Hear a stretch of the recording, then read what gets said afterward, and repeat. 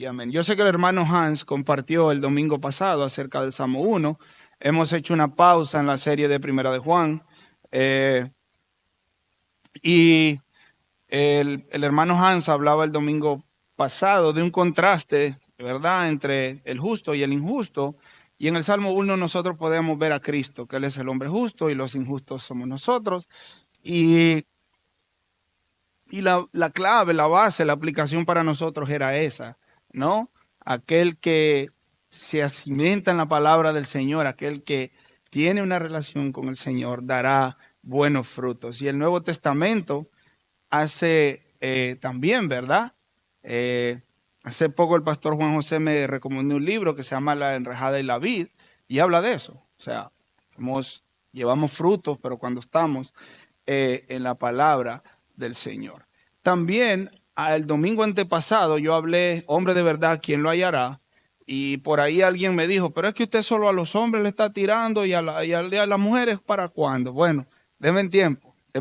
Todavía creo que el próximo domingo vamos a hablar para las mujeres, para las niñas, ¿verdad? Para las adolescentes también, para las casadas, para las solteras, ¿verdad? Para todas las mujeres. Pero hoy el tema que nos trae también son principios generales. El libro de Proverbios son principios generales. Sí, es específico, es un rey, el rey Salomón, eh, instruyendo a uno de sus hijos que va a ser el sucesor en el trono, que es Roboam. Y él le da muchas indicaciones a su hijo, ¿verdad? El mismo Salomón, en inglés, la palabra lo describe mejor a los jóvenes y le dice una especie así como de que los jóvenes no tienen experiencia, pero si la vamos a traducir literal, es los jóvenes son brutos. Y yo fui joven y fui bruto. Créanme que sí, fui torpe, muy torpe y necesitaba experiencia, necesitaba consejo. ¿Y de quién necesitaba consejo? ¿De alguien de mi misma edad? No, necesitaba consejo de personas adultas. Y Salomón, siendo rey, eh, preparando a su hijo, la semana pasada hablábamos de un hombre de verdad, las características de un hombre de verdad, pero hoy también vamos a hablar de algunas cosas que Salomón está preocupado por su hijo antes de empezar a gobernar.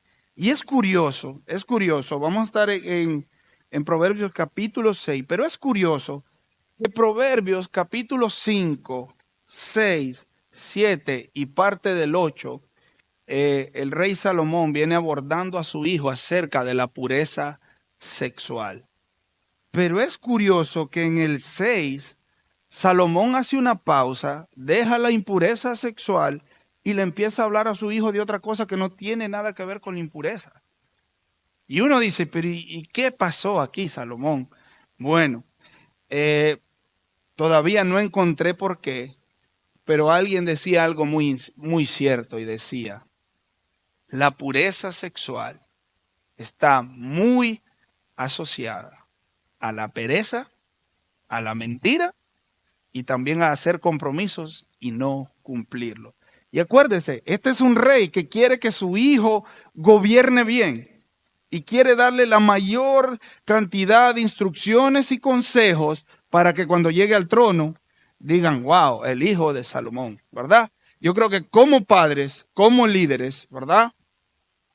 Eso es lo que queremos para nuestros hijos. Eso es lo que queremos para todos aquellos que estamos rodeados de ellos, ¿verdad? Que cuando crezcan sean hombres y mujeres de bien, pero que sean hombres que amen y mujeres que amen al Señor. Voy a leer los versículos, Proverbios, capítulo 6, versículos del 1 al 15. Y ustedes van a ver que voy a estar usando la Reina Valera y de repente me cambio a la traducción lenguaje actual. Por una razón, por una cuestión del contexto en el que estoy. ¿Ok? Entonces, los grandes creo que me van a entender por qué, para que todos podamos entender. Y voy a leer. Hijo mío, si salieres feador por tu amigo, Si has empeñado tu palabra a un extraño, te has enlazado por la palabra de tu boca y has quedado preso en los dichos de tus labios, haz esto ahora, hijo mío, y líbrate. Ya que has caído en la mano de tu prójimo, ve, humíllate y asegúrate de tu amigo. No des sueño a tus ojos, ni a tus párpados adormecimiento. Escápate como gacela de la mano del cazador y como ave de la mano del que arma lazos. Ve a la hormiga. Niños, aquí hay una hormiga en la Biblia, imagínense. La sabiduría de Dios hablando de un animalito tan pequeño. Oh perezoso, mira sus caminos y sé sabio, la cual no teniendo capitán, ni gobernador, ni señor, prepara en el verano su comida, recoge en el tiempo de la siega su mantenimiento. Perezoso, ¿hasta cuándo has de dormir? ¿Cuándo te levantarás de tu sueño? Un poco de sueño, un poco de dormitar y cruzar por un poco las manos para el reposo. Literal, es esto. ¿Ok? Así vendrá tu necesidad como caminante y tu pobreza como hombre armado. El hombre malo, el hombre depravado, es aquel que anda en perversidad de boca, que guiña los ojos, que habla con los pies, que hace seña con los dedos. Perversidad hay en su corazón, anda pensando en el mal todo el tiempo, siembra las discordias. Por tanto, su calamidad vendrá de repente, súbitamente, será quebrantado y no habrá remedio. Eh, Tengo algunas diapositivas. De ahí atrás me van a estar ayudando. A mí se me hace un poco difícil desde acá arriba manejarlas.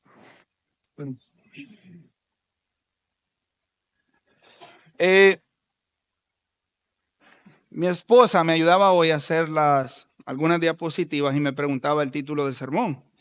Y la verdad que un título en sí no hay, ¿verdad? Pero sí, estos 15 versículos nos dan 3 advertencias. Y de esas 3 advertencias vamos a estar hablando el día de hoy, ¿verdad? La primera es una advertencia contra los compromisos. La segunda es una advertencia contra la pereza. Y la tercera es una advertencia contra el engaño. Y ustedes dirán, Pablo, ¿y qué es advertencia?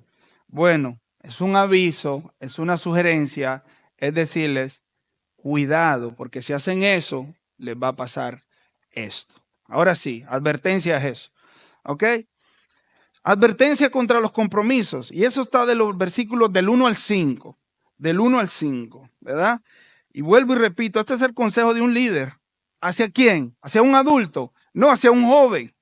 Hacia un joven. Es el consejo de un líder, de un adulto hacia un joven para que en la vida le vaya bien. Entonces ustedes como adultos dirán, pues entonces eso no es para mí. No, también. Es que son principios de vida. Esos son principios de vida. ¿Ok? Y cuando leemos del 1 al 5, lo hacen en un contexto del comercio. En los tiempos del rey Salomón, el pueblo de Israel era un pueblo muy rico. Y hacían comercio y todas las naciones venían y querían hacer comercio con el pueblo de Israel. Algo así como China hoy. Todo el mundo quiere negociar con China porque es barato, porque esto y por lo otro. Algo así era. Y él le dice, ten cuidado con tu boca. Si ustedes ven en estos 15 versículos, la palabra boca y lo que sale de nuestra boca hace un énfasis y es un énfasis marcado en los 15 versículos. Entonces, en los tiempos bíblicos, la palabra de alguien tenía peso. Tenía peso. No es que los pactos, ¿saben cómo se firmaban los pactos? ¿Cómo firmaba Dios los pactos? A través de una palabra, ¿no? No era que así, no. Yo haré mi pacto contigo. Y Dios decía la palabra y había bendición. Si obedecían el pacto, había bendición. Si no lo obedecían, ¿qué había? Maldición. Pero era una palabra. Antes eso era, la palabra era la garantía de que si yo le decía a alguien, no, este terreno yo te lo vendo en, no sé, 100,000 pesos. Allá no había abogado, no había que ir a los, no, era la palabra la que valía, ¿no? Entonces, hoy en día carecemos de eso. Hoy en día carecemos de palabra. ¿Saben qué difícil es cuando alguien le dice al otro, no, es que ese tipo no tiene palabra? Qué complicado es. Ese tipo no es de palabra, ¿verdad? Y estamos hablando de los compromisos, de hacer votos a la ligera. Sí, yo lo hago y después no lo hago. Y eso es lo que Salomón le está diciendo a su hijo. Ten cuidado, le dice. Y en la traducción actual me gusta porque a quien le llama la atención le dice al jovencito, querido jovencito, si alguno te pide que respondas por él y te comprometas a pagar sus deudas, no aceptes ese compromiso, pues caerás en la trampa. Jóvenes, niños, ¿cuántas veces nos hemos asociado con gente que no tenemos que asociarnos? Adultos, ¿cuántas veces nosotros nos hemos asociado con gente que no nos tenemos que asociar? ¿Verdad? ¿Qué tiene que ver la luz con las tinieblas? Es el yugo desigual a la luz del Nuevo Testamento. Lo asociamos a una relación entre un muchacho y una muchacha, pero eso aplica para todo, eso es un principio. ¿Qué relación tiene la luz con las tinieblas? No aceptes ese compromiso, pues caerás en la trampa. No dejes que tu amigo te atrape, mejor ponte a salvo. Te recomiendo que vayas a verlo y le ruegues que no te comprometa, que no te agarren de tonto. Mejor ponte a salvo. Huye, ponte a salvo como huyen del cazador las aves y los venados. Entonces, la preocupación de Salomón con su hijo es que no haga votos a la ligera, que mida las consecuencias, que si yo digo mañana lo hago, tengo que hacerlo. Acuérdese, este es un joven que va a llegar al reinado y no puede hacer votos a la ligera porque hay un pueblo atrás que va a sufrir.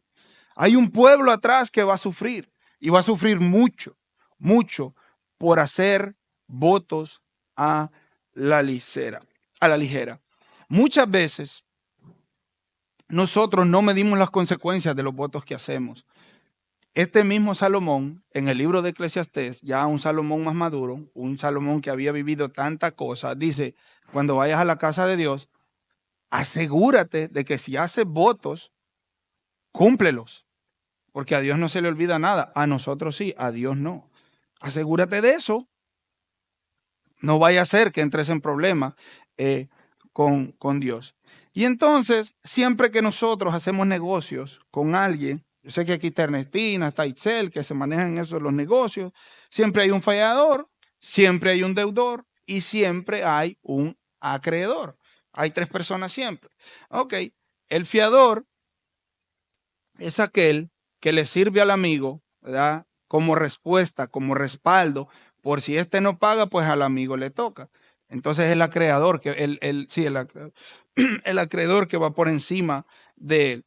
Entonces, por eso yo traía este contexto en el lenguaje actual, porque él lo hace en el sentido del comercio, pero realmente eso aplica para la vida cotidiana, en la escuela, en el trabajo, en la iglesia muchas veces es necesario medir las consecuencias de los votos que hacemos. Y la preocupación del rey, el énfasis está en el versículo 2, que no se comprometa con nadie. Otra vez la palabra decir aparece ahí otra vez. Y si haces algo, que sea una persona de confianza. Y también en el versículo del 4 a 5 le anima a ser diligente. Si lo haces, sé diligente en lo que haces. Sé diligente en lo que haces. No dejes eso así. No dejes que tus votos te lleven al fracaso. Jóvenes, personas adultas, no hagamos votos, no hagamos comunión con aquellos que al final sabemos que vamos a terminar teniendo problemas. Y es aquí donde entra muchas veces la disciplina de nuestros padres, de nuestros líderes o de nuestras personas adultas. ¿Cuántas veces mi papá me dijo, no te quiero ver con esa persona? Y yo en mi mente decía, ¿y por qué? Si él es un buen muchacho, si él es un buen muchacho, y al final del tiempo le terminaba dando la razón a mi papá. No te quiero que vayas allá. Mi papá tenía una regla que él decía, en una esquina de una calle donde hay más de 5 personas, eso es una bomba de tiempo. Y así fue, así fue. Habían tantas cosas, drogas, asesinatos y tantas cosas, porque todo era en la esquina. Entonces, ¿qué principios vemos? ¿Qué principios vemos en estos 5 versículos para el día de hoy? ¿Ok? No es de sabios, el número 1, hacer compromisos con extraños. No es de sabios. Aquel que hace compromisos con un extraño, diría la Biblia, versión, traducción lenguaje actual, es un tonto. Número 2, no es de sabios realizar compromisos que no se puedan cumplir. No es de tontos. No es inteligente. No hagamos compromisos que no podamos cumplir. Y número 3, no es de sabios realizar sin analizar sus consecuencias. Pregunta, si yo mañana decido ir a la capital, ¿qué es lo primero que tengo que hacer? Revisar el carro que tenga el aceite a su nivel, que tenga agua, que tenga el dinero suficiente para la gasolina. ¿Qué más? Que tenga todo lo necesario para ir allá al compromiso que tengo. ¿Verdad que sí? Entonces, eh, realizar compromisos sin analizar sus consecuencias es problemático y no es de personas sabias. Ahora, si ustedes me preguntarán, siempre dejamos para el final cómo mostrar el evangelio en esto, pero esa es la historia de nosotros. Nosotros teníamos un fiador, ¿verdad? Nosotros éramos malos, perversos, y vino Cristo y dijo, no, yo voy a ser fiador de él. Yo voy a ser el fiador de él delante de quién, del acreedor, ¿verdad? Que era Dios Padre. Y Cristo se pone ahí, nosotros siendo perversos, siendo malvados, él dice, no, yo estoy aquí. El mismo Job lo dice en Job 17:3. ¿Ok? Si hay un fiador, un amigo confiable, es Cristo cuando se pone en la cruz por nosotros. Ahora la número 2, advertencia contra la pereza. Y créanme que a mí aquí se me vino un montón de cosas a la mente y la primera que se me vino fue el celular. Fue la primera. Y ustedes dirán, ¿y cómo el celular tiene conexión con la pereza? Ah, bueno. Estamos hablando de tiempo, ¿no? Nunca tengo tiempo, claro. Son 4 horas en una pantalla de un celular, ¿verdad?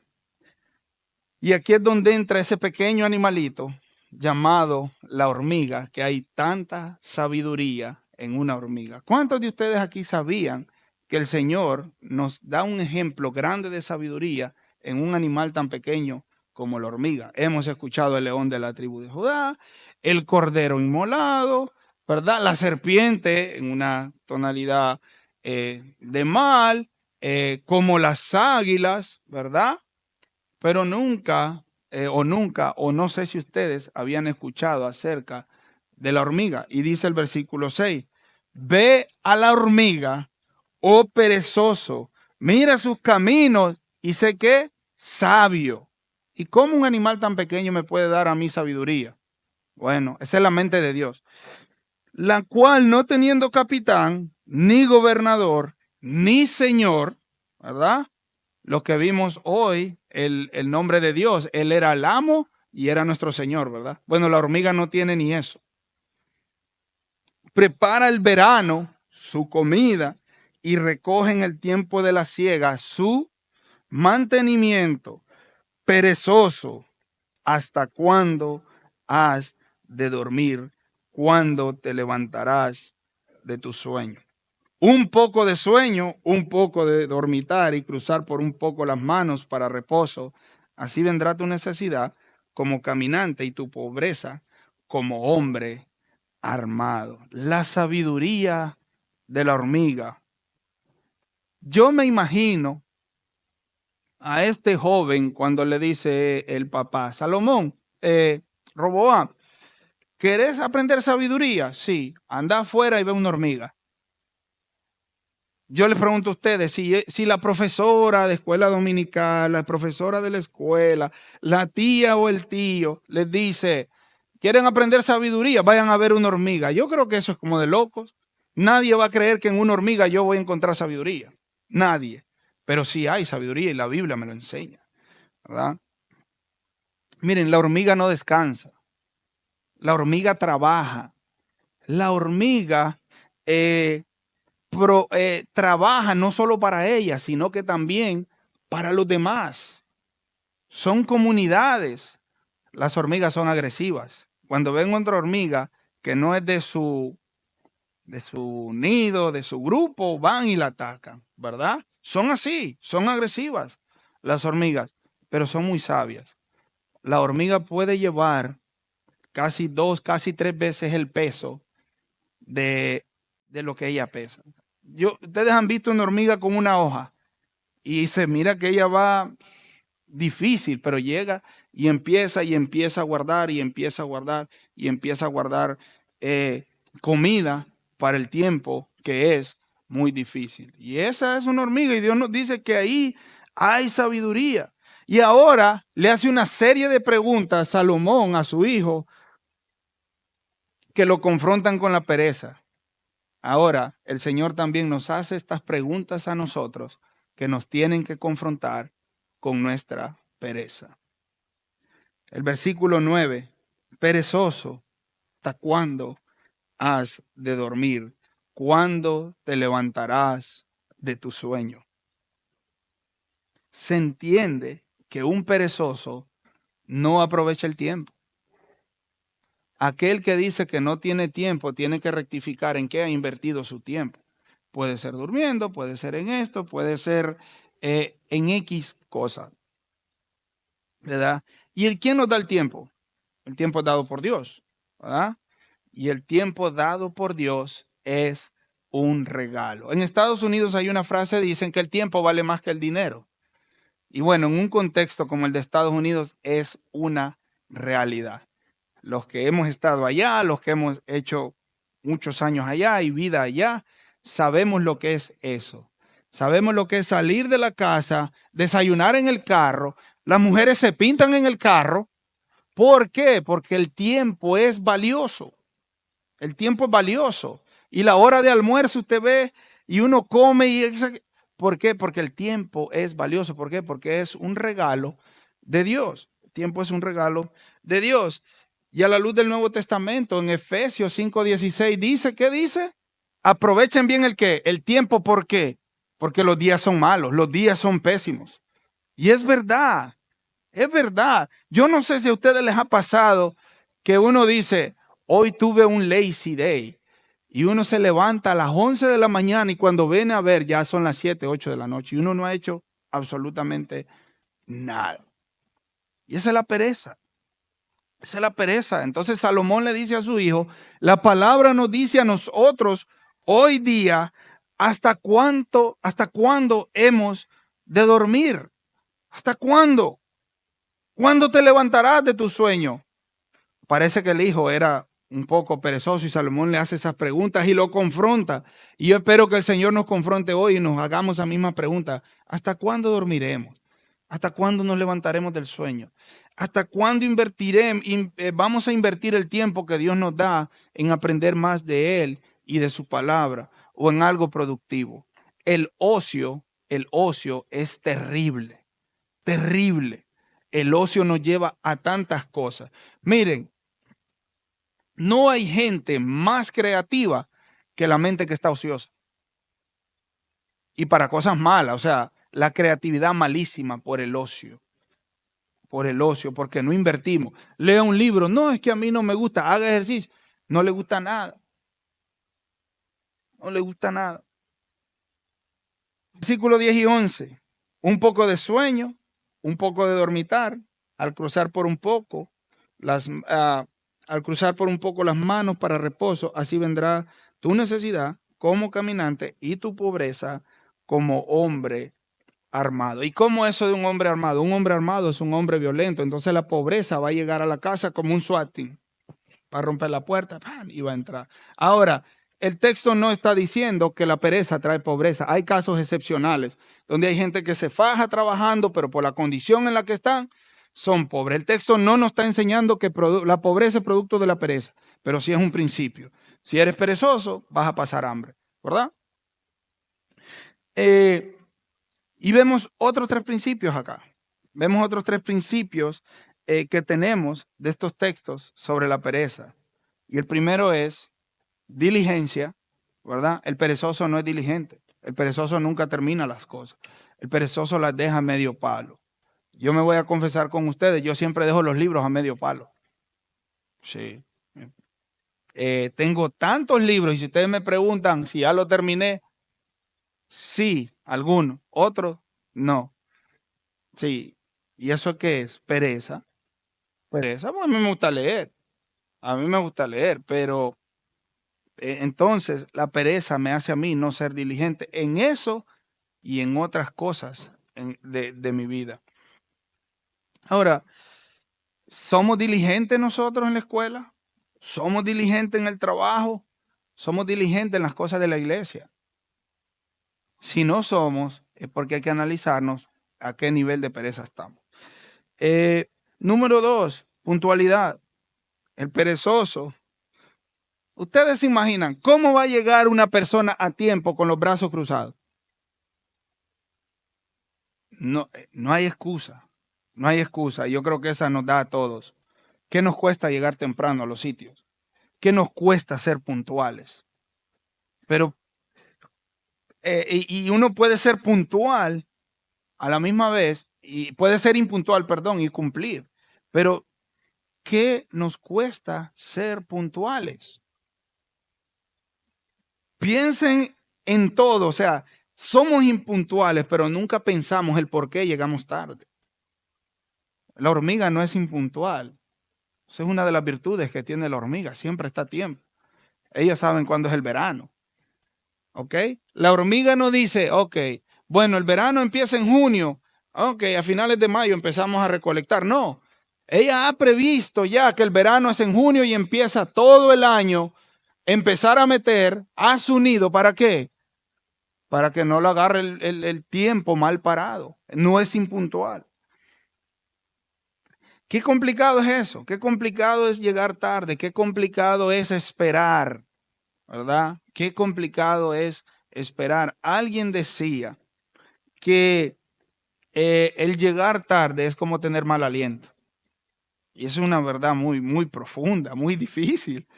Pero sí, en Virginia nosotros tenemos un hermano, un pastor, que se llama Ricky. Yo siempre le digo a Ricky, Ricky, con usted nadie puede llegar temprano. Porque yo antes me proponía llegar 10 minutos antes que él, pero él llegaba 15 minutos antes. Es un tipo puntual. Y era un tipo que si a él le decían de tal hora a tal hora, él estaba ahí todavía, ¿verdad? Si no, pregúntenle al hijo mío cuántas veces le ha dicho, no, ya me fui. Samuel, vamos a ir a comer. Sí, ya llego. Ok, ¿a qué hora? 7:05. Y el hijo mío llegaba a las 7:07. Ricky, estoy aquí. No, yo ya me fui. Él es muy puntual en sus cosas. Él es muy, muy puntual. Y yo nunca llegaba temprano con él porque él siempre llegaba muchos minutos antes. Entonces, el perezoso es impuntual. Y ustedes pueden decir, bueno, soy impuntual, pero cumplo con mi trabajo. Sí, pero sos impuntual. Sos impuntual. Ustedes pueden decir, no, pero yo entro del trabajo a las 9:30, pero llego a las 9:40 y al final del día termino mi trabajo. Eso no es de sabios. Eso no es de sabios. Y eso es disciplina. Si yo me disciplino con la pereza, con la puntualidad, entonces yo voy a cumplir lo que tengo que hacer. ¿Verdad? Sustento. El perezoso, esa es otra enseñanza. Aquel que es perezoso no tendrá sustento, pero aquel que es diligente, ¿verdad? Habrá comida. Efesios 4:28 dice, el que robaba, no, ¿verdad?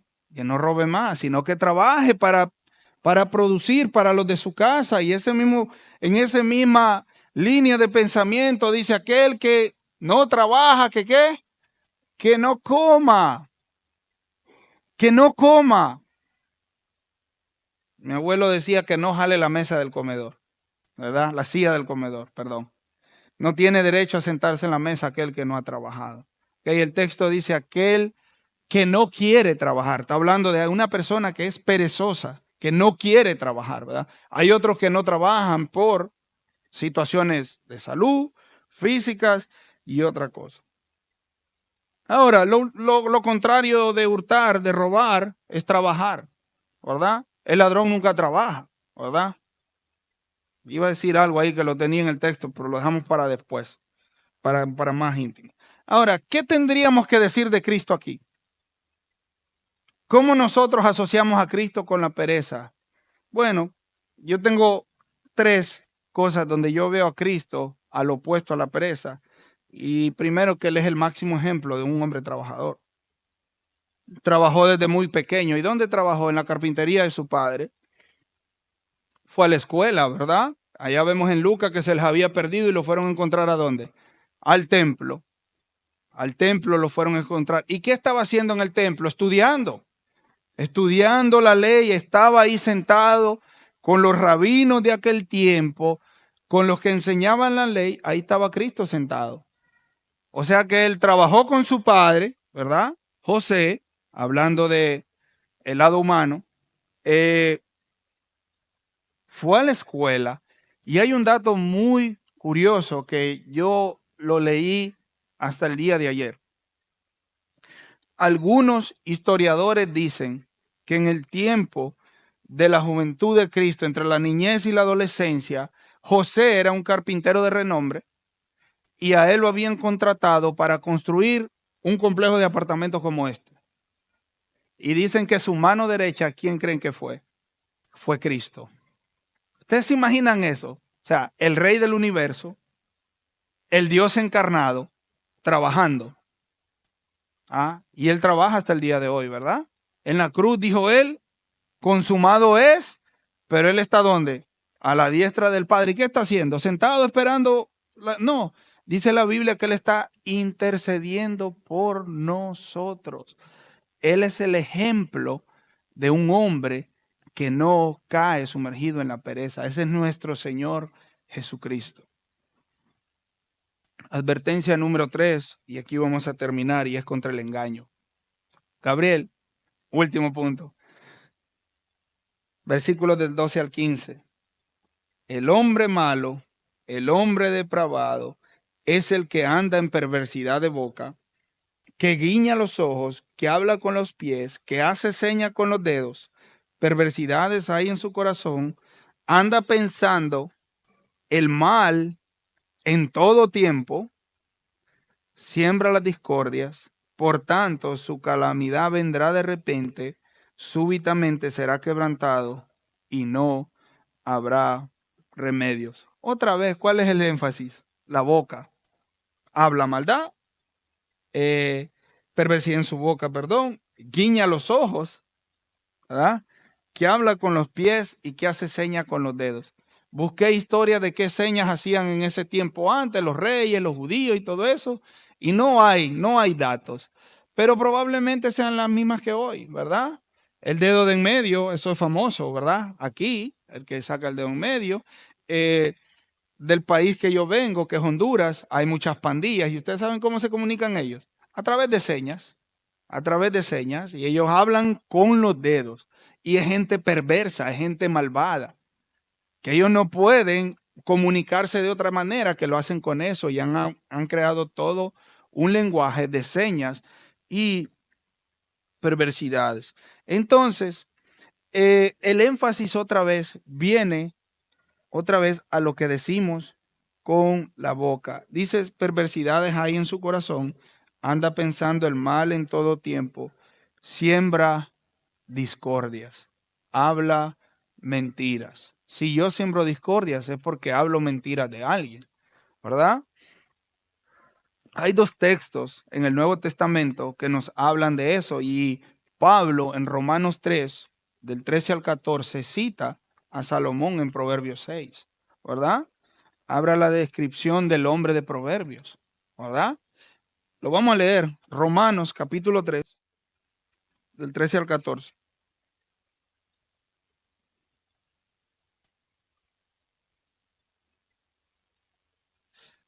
Lo voy a leer desde el 9. Romanos 3 del 9 al, al 15, al 18.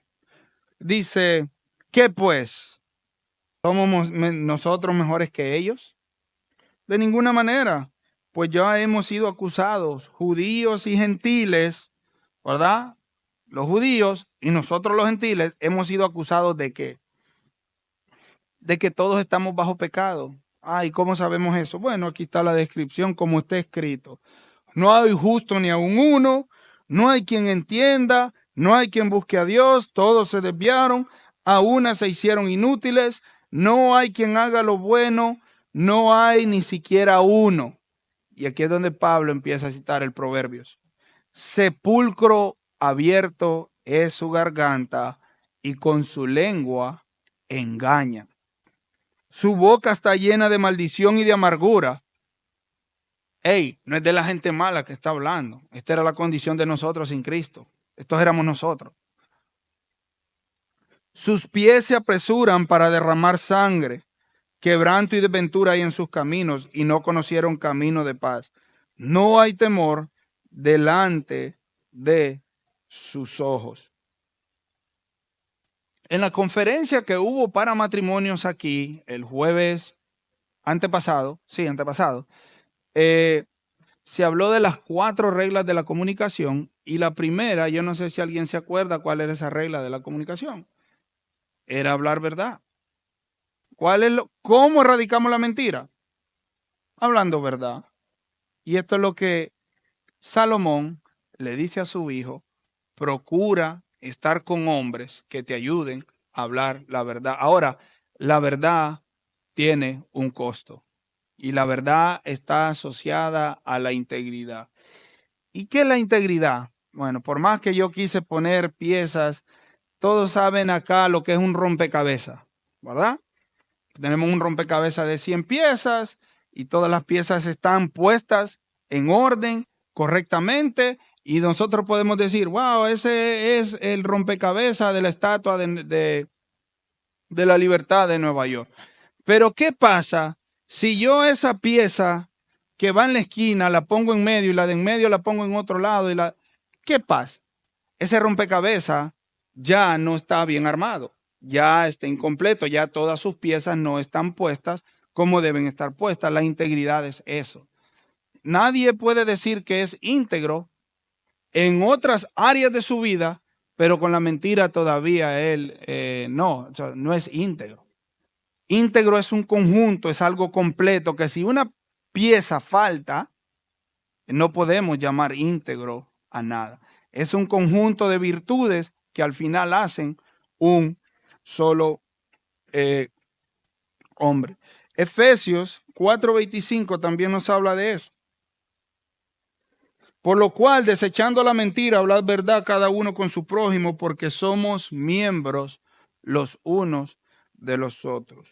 Y otra vez, qué difícil para nosotros, creyentes y no creyentes, es hablar la verdad. Qué complicado es ser íntegro, ¿verdad? Qué difícil es hablar la verdad. Pero, como digo, para ser íntegros tenemos que hablar la verdad y la verdad tiene un costo y tiene un precio que es muy grande. Entonces, jóvenes, varones, niñas, hermanos, hermanas, adultos, aprendimos hoy que no hay que hacer votos a la ligera, si no los vamos a cumplir, ¿verdad? Aprendamos, pidámosle sabiduría para no hacer votos a la ligera. La clave está en el mismo libro de Proverbios.